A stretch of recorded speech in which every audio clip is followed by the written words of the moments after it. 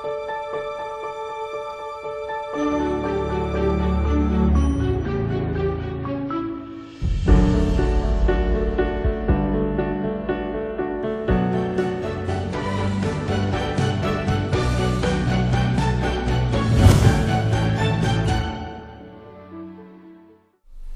байцгаана уу? Та бүхэнд энэ өдрийн мэндийг хүргэе.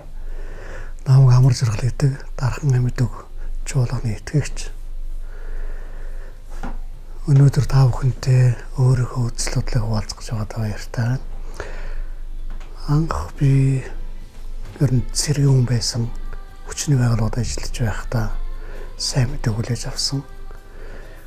Тухайн үед бас дөнгөж Монголд христийн чуулганууд үүсэж бий болж байсан. Энэ үгттэй бас тодорхой хэмжээгээр тулж ажиллаж байсан хүний нэг.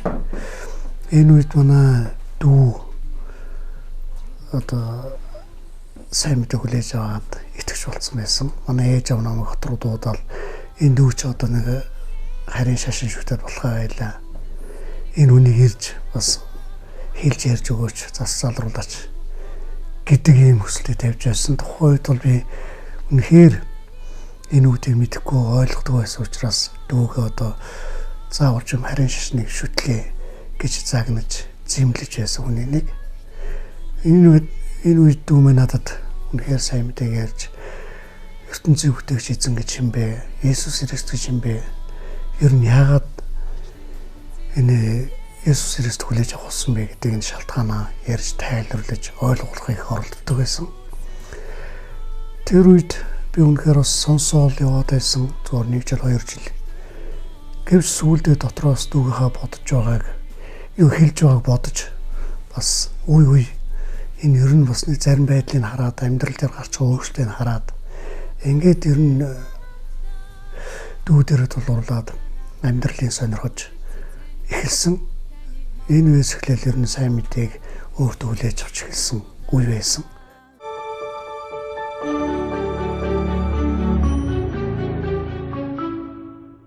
Тухайн үед би зүгээр дараагаар нь итгэж болцоод явж байхад би тэтэл сурах гээд тэр баяр мэдээ цуглаан дээр очиж байхад баяр мэдээ цуглааны ахлагч ганц зургээ залуу намайг яваад орсон чинь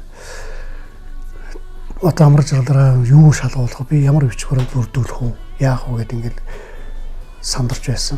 Гэтэл би тэр зүйлгүй би одоо ингээд итгэж болчихсон гэд ингээд хэлж байхад үнэхээр итгэхгүй байсан.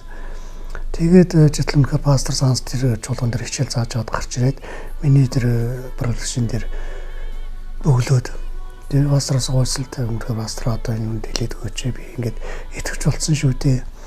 Энэ үе итгэхгүй байна гэж хахад тэр залууд манай пастор хэлэхээр эсрэг тэр зүйл үнэхээр байдал нь өөрчлөгдөөд үнэхээр итгэж болсон гэж үгээд маш их гайхажсэн. Тэгээд эндээс хин бэ гэдэг би өөрийгөө олж харж байсан. Өөрөөр хэлэх юм бол итгэж болчоод Бурхны үгийг ойлгоод таньж мэдээд өөрөө улмаар бас түүнтэй улам ойрт хөгсөд ингээд явж явах үедээ тэр хүнтэй эргэж уулзж яхад амраа гэдэг хүн өнөөдөр хэн байсан бэ? Ямар замаар бас нэг бодлын дарангуул гэж маягаар хэлж байсан гэдгийг бол олж харж байсан. Тэгээ энэ үдээс ингээд харж хад одоо эргээд өгнж яхад үнэхээр миний амьдралд маш өөрчлөлт авчирч байсан. Тухайн үед бол би ажлаа хийж явж байхад манай гэр бүл амар тайван бус үнэхээр бас уудаг, иддэг, бас наргиц ингэдэг ийм үе байсан. Одоо манай гэр бүл дотор бол амар тайван баяр хөөрөөр дүүрэн гэр бүлээрээ итгэж болсон. Одоо манай гэр бүлийн манай чуулганд явж байгаа. Миний хүүхэд, миний бага охин бас манай чуулганд явж байгаа. Миний бидний гуйлтай хариу өргөх юм бол миний зээ охин маань хүртэл одоо манай сүмд явж яадаг.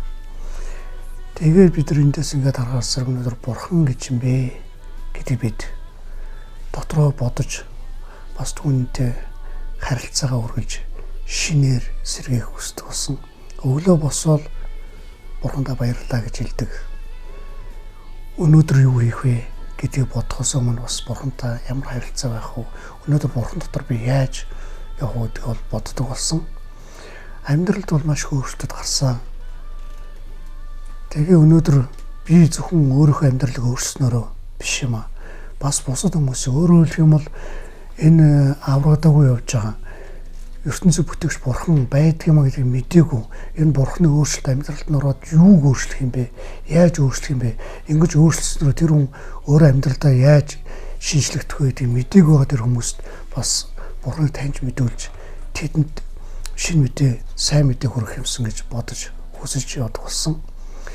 Үнэхээр Библиэр хэлэхдээ бурхан бол эрэгтэй хүний бүтээсэн. Өөрөөр хэлэх юм бол Адам, Ева гэж бид нар мэддэг. Өнөөдөр бид нар бодохдоо зүгээр хүн яаж үүссэн бэ? Хүн яаж бий болсон бэ?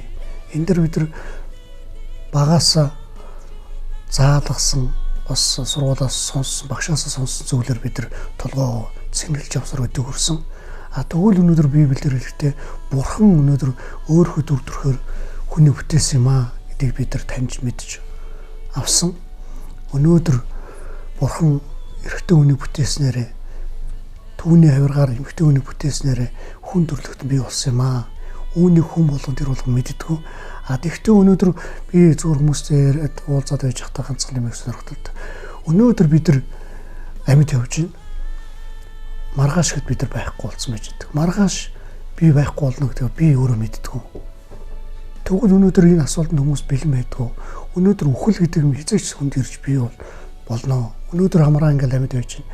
Маргааш магадгүй цагийн дараа хэд байхгүй болсон байх. Энийг хинч тааж чадахгүй. Хинч мэддэггүй. Харин энэ бүх асуудал нь гагцуу бурхны гарт байдаг. Өнөөдөр бид эцсийн эцэст яг үхэл гэдэг юмдаа нүүр тулсан үед бид нар яах вэ? Энийг хинч бодож үзээгүй. Тэгвэл та энэ асуудлыг бодож үзээрэй. Үнэхээр та энийг бүр асуудал болж өөрөөдөө цаг гаргаж бодож үзээсэй гэж хүсэж байна.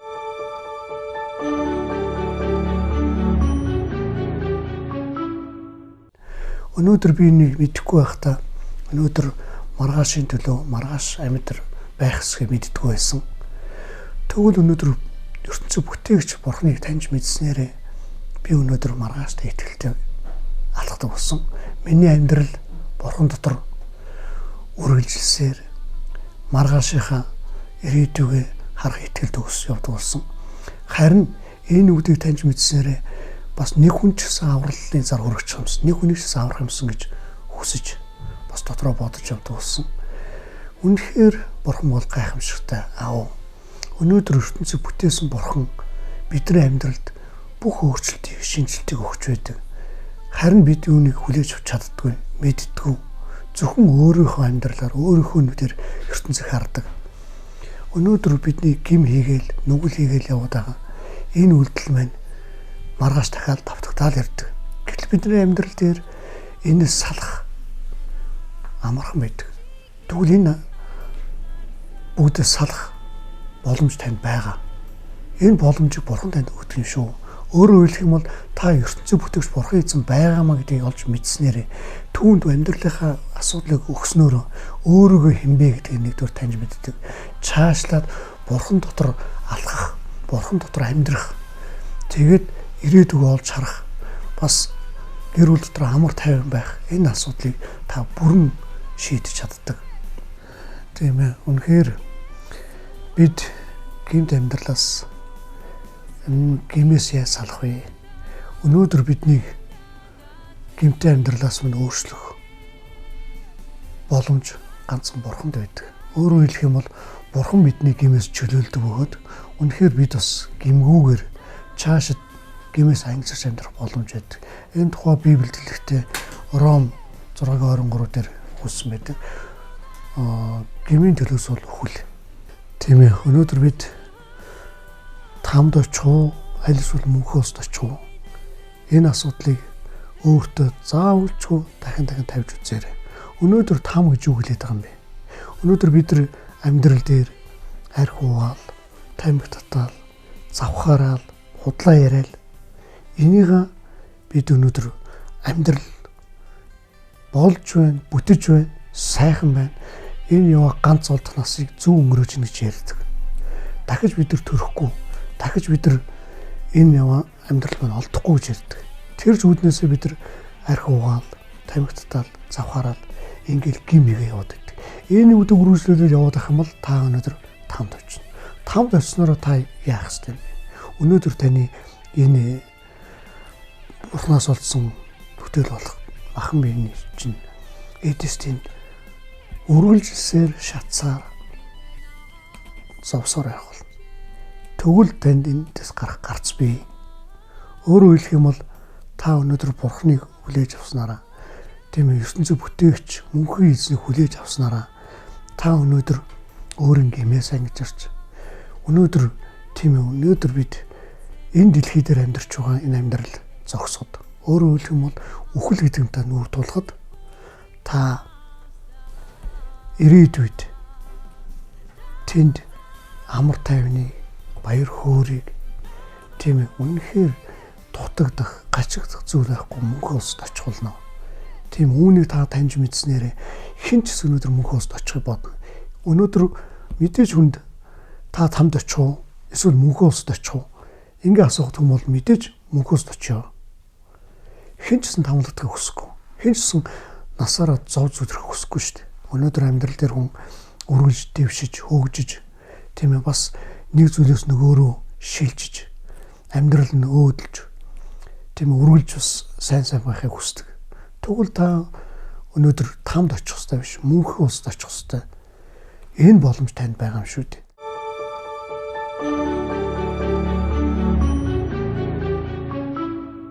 Түрүүн би ярьлаа тамд орох шалтгаан. Би өнөөдөр арх уудаг, тамхи татдаг, худлаа ярьдаг, завхаардаг энэ гимээс салахын тулд, өнөөдөр бидний энэ гимээс салахын тулд ертөнцийг бүтээгч Бурхан эзэн, амьд орш Бурхан өөрийн цорын ганц хайртай хүн Есүс Христийг бидний их дэлхий дээр авчирч бидний энэ гимүүдээс салахын тулд түүнийг загалмай дээр цовдлуулсан.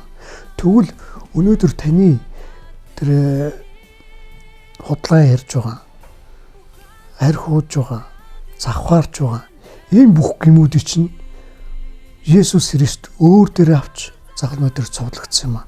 Тийм ээ, тэр бидний гимийг өөртөө авч бидний гмийн өмнөөс тэр загалмай дээр цовдлогдсон юм.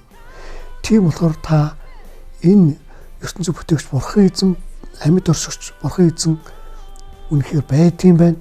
Миний энэ амьдарч байгаа энэ гимүүдийг түүний хүү Есүс Христ миний өмнөөс үүрч загалмай дээр цовдлогдсон байна гэдгийг мэдж хүлээж авснараа та сайн мэдээг хүлээж авч та ертөнцийн бүтээгч Бурхан эзний хүү болох юм а. Охинч болох боломжтой, тийм ээ. Үнэхээр та эр хүн байна уу? Их хүн байна уу? Тийм ээ. Энэ бол асуудал биш. Харин та өнөөдөр ертөнцийн бүтээгч Бурхан эзэн, амьд оршигч Бурхан эзэн байгаа юм байна гэдэг хүлээж авснараа та түүний бүтээлийн магадгаар мэдэх болно. Тийм ээ. Үнэхээр бид бас өнөөдөр өөрөөр амьдарч тэр сумаа ирчүүдтэй биелмээр байна. Та бол өрхийн тэргүүн, та ноён нуруу, та энэ айл гэрэг авч явж байгаа тулгуур шүү дээ. Тийм болохоор өнөөдөр ирчүүд бид нар ямар нэг асуудалтай байх юм бол, өөрөөр хэлэх юм бол арх уудаг, тамхи татдаг, завхаардаг, худлаа хэлдэг энэ гимүүд байгаа бол та өөрийгөө өөрчилж, та үнэхээр энэ гимүүдээс салж Бурхан дээр ирснээрээ бас таны амьдралд гэрэл хийгээ өөрчилд, шинжилт орох юм аа. Тийм энэ үгдээс бас таны ард байгаа гэр бүлийн гишүүн нэгөр эхнэр чинь, хүү чинь, охин чинь, аав ээж чинь, ах дүү чинь таныг хараад мэдрэх болно. Тийм ээ. Үнэхээр энэ урд нь ямар байлаа, яаж ажилдаг байлаа, ямар арын шин гаргадаг байлаа. Энэ үнэхээр өөрчлөгдөжээ. Энэ өөрчлөлт нь хинээс юм бэ гэдгийг тэд мэдхийг хүсдэг, олж харахыг боддог. Тэгвэл энэ Бурханы бүтээл, Бурхан танд энэ өөрчлөлтийг өгөх юм аа.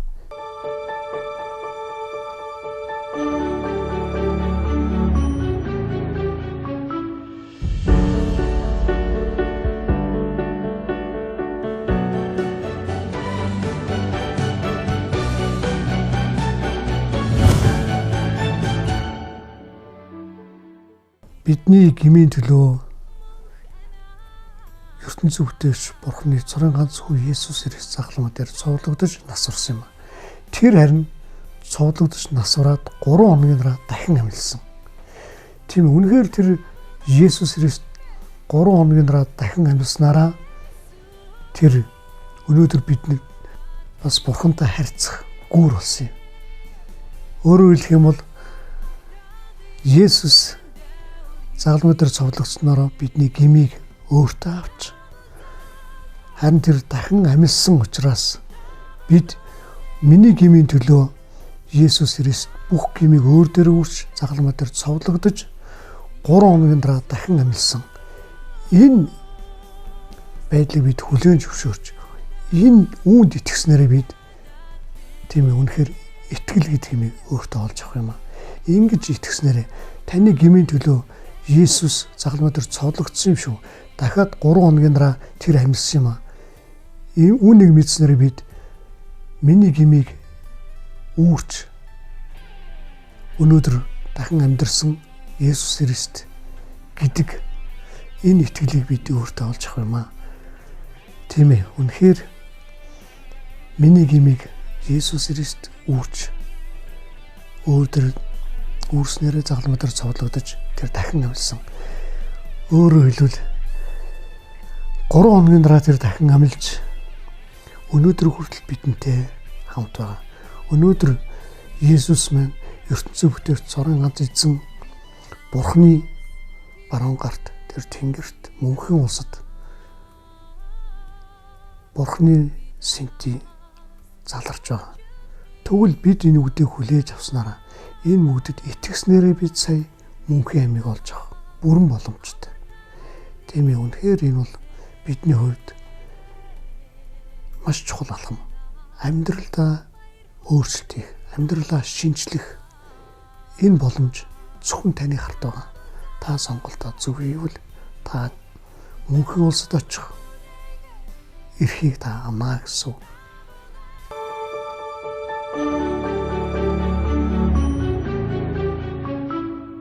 Тийм болохоор би таны ганцхан зүйлд уриалмаар байна. Өнөөдөр та хинбэ гэдгийг мэдхийн тулд, өнөөдөр та амьд уршигч Бурхан байгаа шүү гэдгийг мэдхийн тулд ямар алхам хийх юм бэ?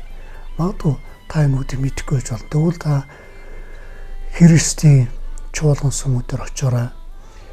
Энэ итгэжгээд явж байгаа итгэлийн ахын дүүстэр ирээрээ тэднээс асуугаарай. Тэд тань зөвлөд өгөх болно. Өнөөдөр бидний амьдрал яг л урд нь байсан шиг үргэлжлсээр амьдрсаар байгаа. Тэгвэл миний амьдралд өөрчлөлт нь юунд дэр байгаа юм бэ? Өнөөдөр би Бурхныг таньж мэдснээрээ миний амьдралд бид рүүсэн амар тайван бий болсон, баяр хөөр бий болсон, асуудлыг би муухраар биш зөвийн замаар гэр бүлтэйгээ ярьдаг, зөвлөдөг, шийдвэрийг зөв гаргадаг.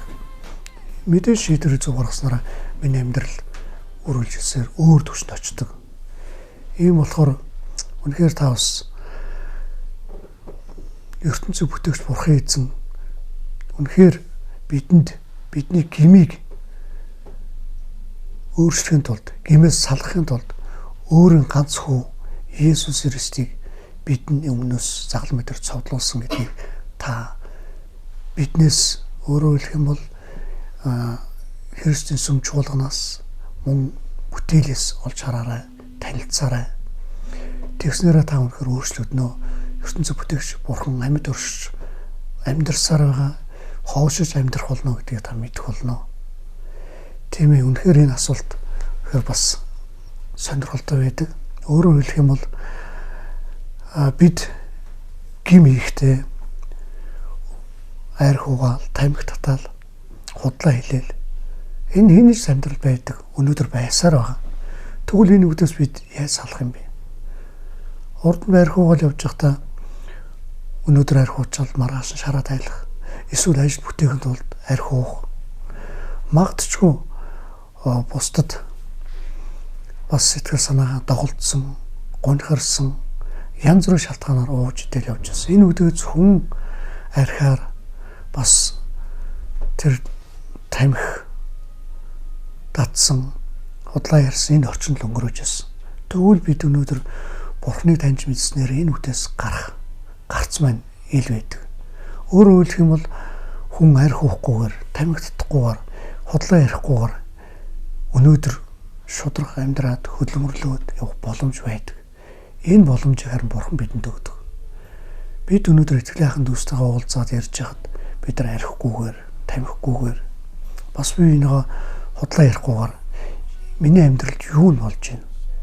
юу нь болохгүй байна уу? Юу хийх үү? Энэ үгдийн хоорондоо ярилцаад зөвлөлдөөд явж болдог. Өнөөдөр та Христийн чуулган дээр ирснээрээ Бурхныг таньж мэдхээс гадна өөрийгөө таньж мэдэх.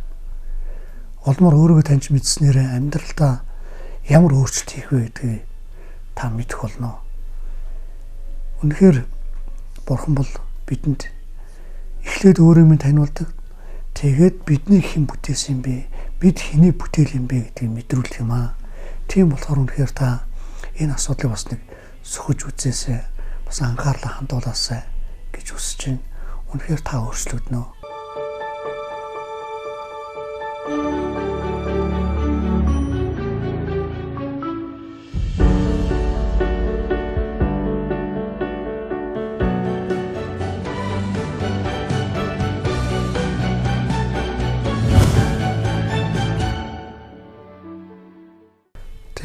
Яг одоо намайг сонсож байгаа хүн болгонд хандаж үнэхээр надтай хамт залбирахыг хүсэж байна. Тийм үнэхээр та хурлыг хүлээж авахыг хүсэж байгаа бол намайг дагаад залбирахгүй юу?